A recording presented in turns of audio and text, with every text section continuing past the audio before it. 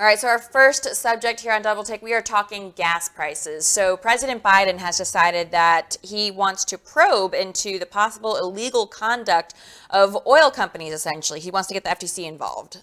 Well, we're on to your second favorite subject other than baby, it's cold outside. Oil. Go ahead. All right, so what's ridiculous to me, basically Wednesday, President Biden wrote a letter to the chair of the FTC saying that there's mounting evidence of anti-consumer behavior by oil and gas companies. Basically, he's saying that the fact that the price is going so high and the pump is going so high, how are oil companies, how is their cost declining, and how are their revenues still up? Their profits are still up. Well, let me tell you, can we talk about how supply and demand works? I mean, you're probably the most knowledgeable on this. When supply goes down and demand goes up, prices go up. It's simple economics. When prices go up, oil companies make money. And the fact that they're not drilling nearly as much, probably most of them, because of all of the federal regulations he put into place in January, means that of course their costs are going to go down. They're not drilling, they're not exploring. Exploration has been halted, if not just at least slowed down. So costs are going to go down. Oil companies are going to do better because do you know how much they're able to sell prices for oil now? Oil has been 60s, 70s recently per barrel. Of course, that's much higher than when the supply is so high. So, I mean, how does he not understand that? And why does he assume that that is evidence that there's something illegal going on? And I'm not saying there isn't. Do you know that based on that, your husband's whole career is in jeopardy? Now, you know why? For reasons you don't even know. His bosses are watching this show and they want to hire you instead of him to represent them. Well, there you go. All right, here's the deal. You know, this is ridiculous, okay? This is just unfounded ridiculousness that there's illegal conduct. That's what he put in this, President Biden.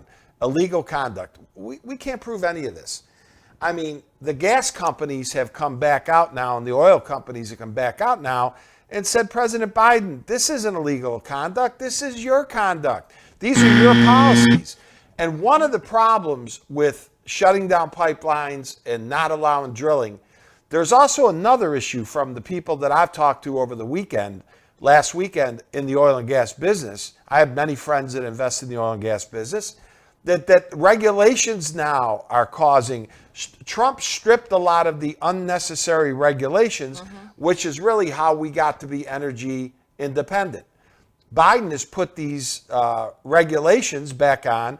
So not only are the pipelines shut down, not only is drilling not allowed in certain areas, now you've got these abrasive restrictions. Look, we're all here for the environment, but you know, we've got to run our country. We can't have job-killing things and then turn around, Sarah, and you can close this out. Then turn around and pretty much beg OPEC, well, you go out there and you start producing more oil. How the hell does that fix anything on the planet Earth if we all have the same climate problem? We've said it before. I'll say it again. He's shooting himself in the foot, and it's embarrassing. Okay, I guess it's embarrassing. Moving on.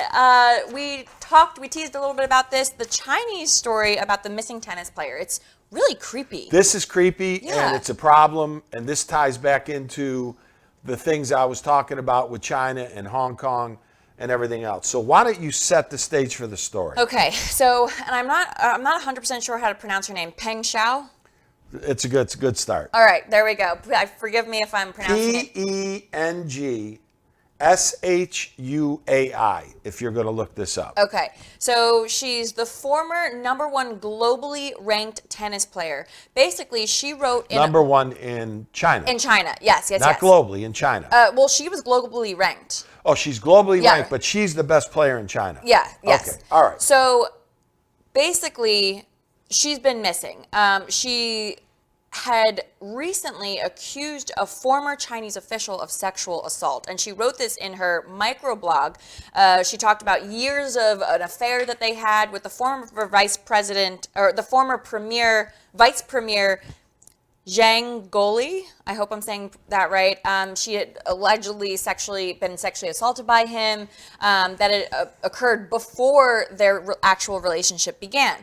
Well, she posted this story online, and then within minutes it was taken down. But people had screenshotted it, so people are sharing it. She's not been heard of.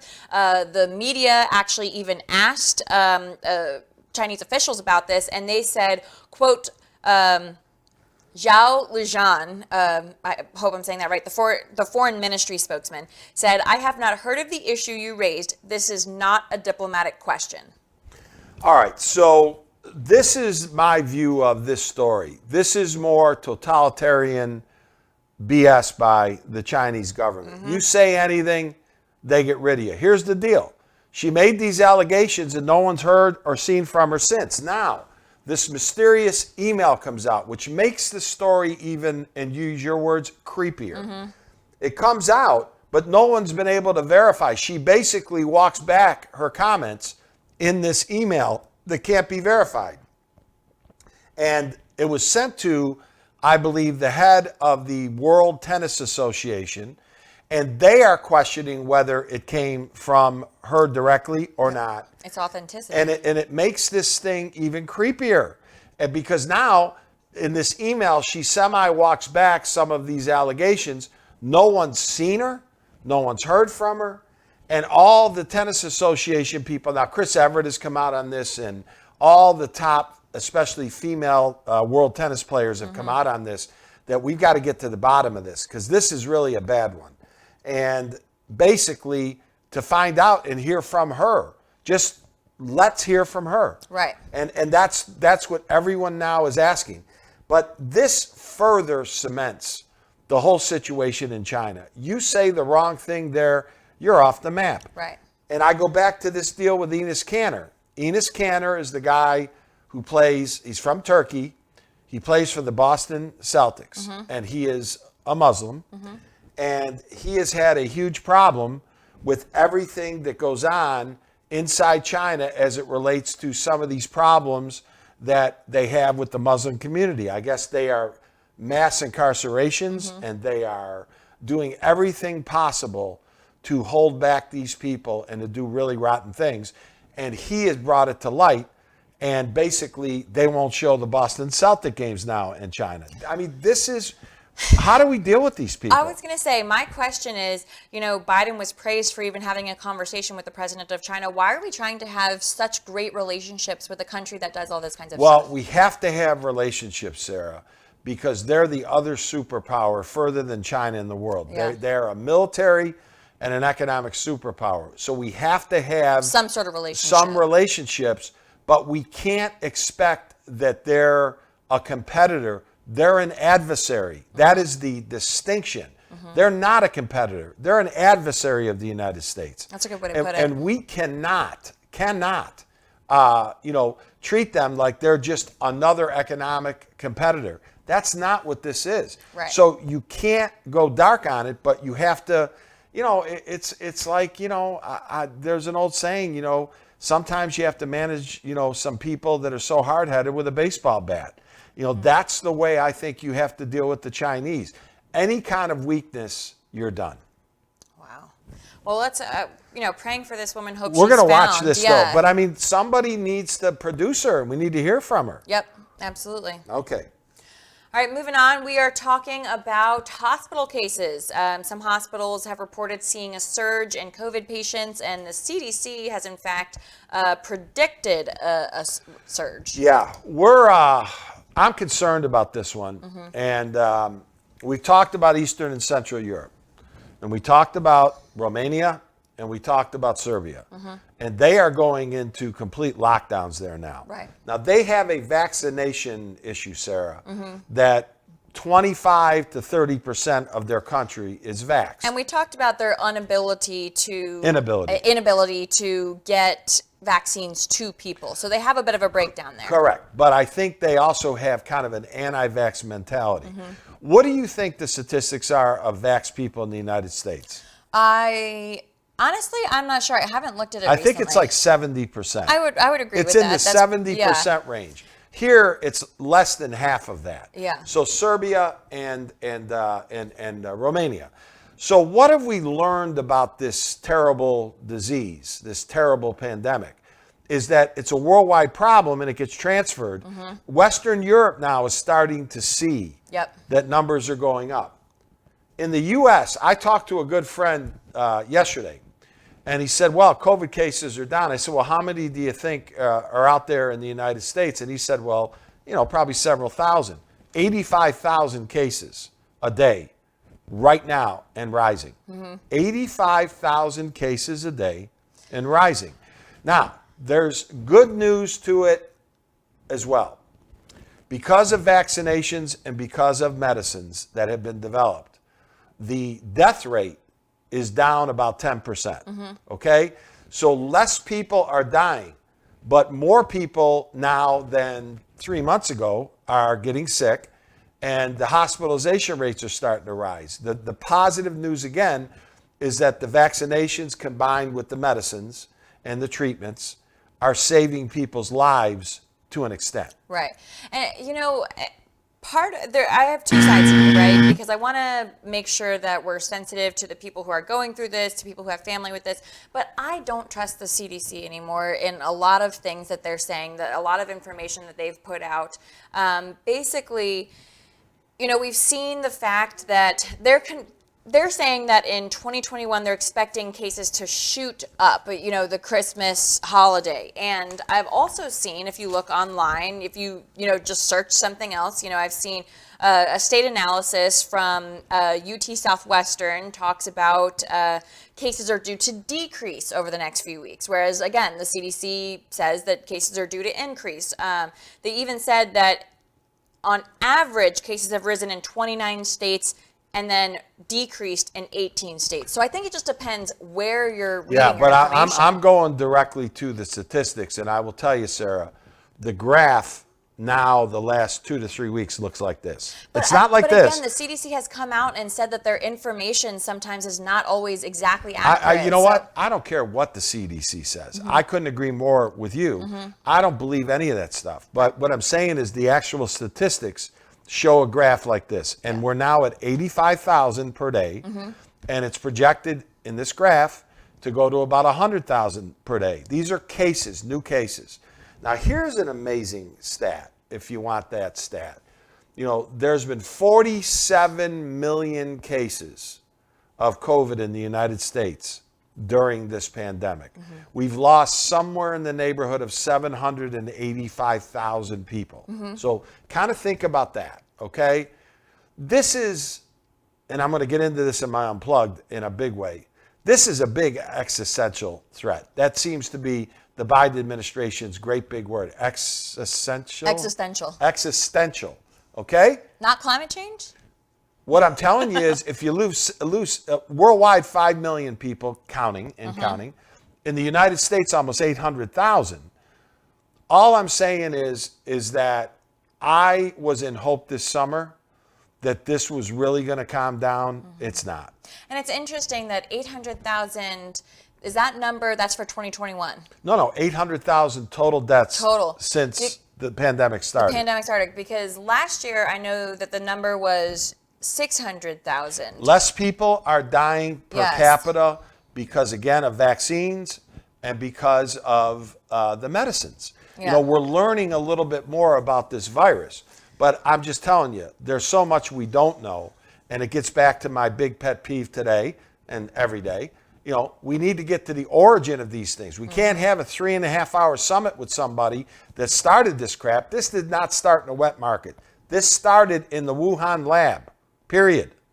Somebody, come on the show if you disagree and provide proof that that's not right. Yeah, I'd love to see it.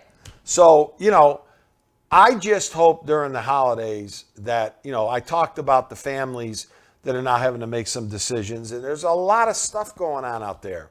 And this is just something that we shouldn't be dealing with, along with all these inflationary issues and the price issues and these issues and the gas pump. Now we're having to deal with COVID again. It's a lot on the American people. Yeah, unbelievable. All right, moving along, we're talking Afghanistan. We promised we wouldn't let this story die. We're keeping it alive. So the administration is considering sending some of the Afghan evacuees at a military base in Kosovo. I hope I'm saying that right. Kosovo.